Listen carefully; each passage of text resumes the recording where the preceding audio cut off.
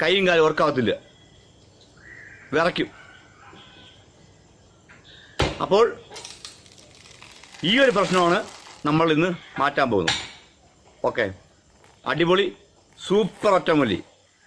ഈ ഒരു ഒറ്റമൂലി നിങ്ങൾ കഴിച്ചാൽ മാത്രം മതി, നല്ല ധൈര്യം കിട്ടും. ഈ ഒരു നെഞ്ചടിയോ പുണ്ണുണ്ടാകുന്ന ആ ഒരു പേടിയും ഭയമൊക്കെ മാറി നല്ലൊരു ധൈര്യമുള്ളൊരു ആളായിട്ട് മാറാൻ പറ്റും. ഓക്കെ, അപ്പോൾ നമുക്കിനി എന്താണ് ആ ഒറ്റമൂലി എന്ന്, അത് വേറൊന്നുമല്ല,